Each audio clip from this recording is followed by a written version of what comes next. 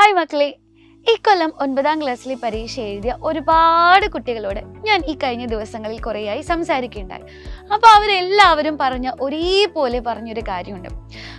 Concept ഒന്നും പഠിക്കാൻ ഞങ്ങൾക്ക് അത്ര ബുദ്ധിമുട്ട് തോന്നാറില്ല, വീഡിയോസ് കണ്ടൊക്കെ ഞങ്ങൾ ഈസി ആയിട്ട് പഠിക്കും.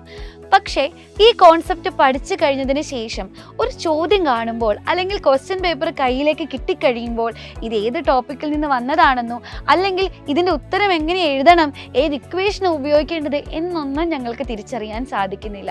അപ്പോൾ കണ്ടന്റ് അവർക്കുണ്ട്, പക്ഷേ ആ കണ്ടന്റിനെ എങ്ങനെ എഫക്റ്റീവായിട്ട് ആൻസർ പേപ്പറിലേക്ക് കൊണ്ടുവരണം, ഓരോ ചോദ്യത്തിനും കൃത്യമായ ഉത്തരം എങ്ങനെ എഴുതണം, ഇത് അവർക്ക് അറിയാൻ സാധിക്കുന്നില്ല. അപ്പോൾ ഒരു 90% കുട്ടികളും ഒരേ സ്വരത്തിൽ എന്നോട് പറഞ്ഞൊരു കാര്യമായിരുന്നു. ഇതിൽ നിന്ന് നമ്മൾ മനസ്സിലാക്കേണ്ട ഒരു കാര്യമുണ്ട്.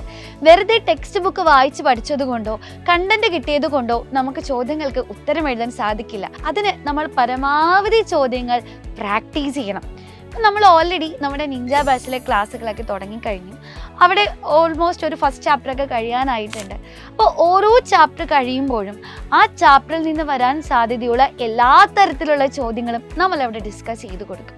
അപ്പോൾ ഓരോ ടോപ്പിക്കിൽ നിന്നും ഏതൊക്കെ രീതിയിൽ ചോദ്യങ്ങൾ വരാം, ഇങ്ങനെ ചോദ്യം വന്നാൽ എങ്ങനെയാണ് ഉത്തരം എഴുതേണ്ടത് എന്നുള്ള എല്ലാ കാര്യങ്ങളും നിഞ്ച ബാച്ചിലെ മക്കൾക്ക് നമ്മൾ പറഞ്ഞു കൊടുക്കാറുണ്ട്. കഴിഞ്ഞ കൊല്ലം അങ്ങനെ തന്നെയായിരുന്നു. അതുകൊണ്ട് നിഞ്ച ബാച്ചിൽ പഠിച്ചിറങ്ങിയ കുട്ടികളോട് ചോദിക്കുമ്പോൾ അവരൊക്കെ വളരെ ഹാപ്പി ആയിട്ട് തന്നെയായിരുന്നു പബ്ലിക് എക്സാം എഴുതിയതും. അപ്പോൾ മക്കളെ, ചോദ്യങ്ങൾ പ്രാക്ടീസ് ചെയ്യുന്നതിൻ്റെ ഇമ്പോർട്ടൻസ് ഇപ്പോൾ തന്നെ നിങ്ങൾക്ക് മനസ്സിലായിട്ടുണ്ടാവും അല്ലേ? ഒരു ചാപ്റ്റർ കഴിഞ്ഞു കഴിഞ്ഞാൽ ആ ചാപ്റ്റർ റിലേറ്റഡ് ആയിട്ടുള്ള ചോദ്യങ്ങൾ, കുറച്ച് ചാപ്റ്റേഴ്സ് കഴിയുമ്പോൾ മൊഡ്യൂൾ എക്സാമുകൾ, ഓണപ്പരീക്ഷയും ക്രിസ്മസ് പരീക്ഷയും അതേപോലെ പബ്ലിക് എക്സാമൊക്കെ എത്തുമ്പോഴേക്കും പല മോഡൽ എക്സാമുകൾ, അങ്ങനെ നിങ്ങൾക്ക് കിട്ടാവുന്നതിൻ്റെ പരമാവധി ചോദ്യങ്ങളും പരീക്ഷകളും ഒക്കെ നിങ്ങളെ എഴുതിച്ചിട്ട് തന്നെയാണ് നിഞ്ച ബാച്ചിൽ നിന്നും നിങ്ങളെ എക്സാം എഴുതാനായിട്ട് വിടുക. അപ്പോൾ നിഞ്ച ബാച്ചിലേക്ക് വന്നു കഴിഞ്ഞാൽ ഓരോ ടോപ്പിക്ക് പഠിക്കുമ്പോഴും ഇതിൻ്റെ ചോദ്യങ്ങൾ എവിടെ കിട്ടും, ഈ ചോദ്യങ്ങൾ ഉത്തരം എവിടെ കിട്ടും എന്നോർത്ത് ടെൻഷൻ അടിക്കേണ്ട കാര്യമില്ല. ഇപ്പോഴും നമ്മുടെ നിഞ്ച ബാച്ച് ക്ലോസ് ചെയ്തിട്ടില്ല. ഉടൻ തന്നെ നമ്മൾ അഡ്മിഷൻസ് ക്ലോസ് ചെയ്യുന്നതായിരിക്കും. ഇനിയും സമയം വൈകിട്ടില്ല. ആരെങ്കിലും ജോയിൻ ചെയ്യാൻ ബാക്കിയുണ്ടെങ്കിൽ തീർച്ചയായിട്ടും നമ്മുടെ നിഞ്ച ബാച്ചിലേക്ക് അഡ്മിഷൻ എടുക്കുക. കൂടുതൽ ഡീറ്റെയിൽസ് അറിയാൻ താഴെ കാണുന്ന നമ്പറിൽ ഒന്ന് കോൺടാക്ട് ചെയ്താൽ മതി. എല്ലാ കാര്യങ്ങളും വളരെ ഡീറ്റെയിൽ ആയിട്ട് തന്നെ നിങ്ങൾക്ക് പറഞ്ഞു തരും. അപ്പോൾ ഈ ഒരു വീഡിയോ കാണുന്ന ഒരു അച്ഛനും അമ്മയാണെങ്കിൽ എനിക്ക് നിങ്ങളോടും പറയാനുള്ളത് ഇത് തന്നെയാണ്. നമ്മുടെ കുട്ടികളെ വെറുതെ പുസ്തകം ഇരുത്തി വായിച്ച് പഠിപ്പിച്ചത് കൊണ്ട് മാത്രം പരീക്ഷയ്ക്ക് ഫുൾ മാർക്കിലേക്ക് അവരെ എത്തിക്കാൻ സാധിക്കില്ല. അപ്പോൾ ഈ ഒരു വീഡിയോ കാണുന്ന പാരൻസിനോടും എനിക്ക് ഇത് തന്നെയാണ് പറയാനുള്ളത്.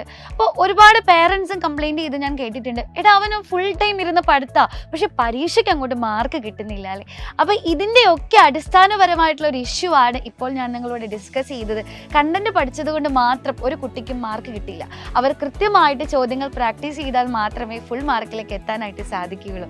അപ്പോൾ നമ്മുടെ കുട്ടികളായാലും രക്ഷിതാക്കളായാലും നിഞ്ച ബാച്ചിലേക്ക് ജോയിൻ ചെയ്യുക എന്നുള്ളൊരു റൈറ്റ് ഡിസിഷൻ തന്നെ എടുക്കും എന്ന് ഞാൻ വിശ്വസിക്കുന്നു. നിഞ്ച ബാച്ചിൽ നിങ്ങളെ കാത്ത് ഞാനുണ്ടാവും. All the best.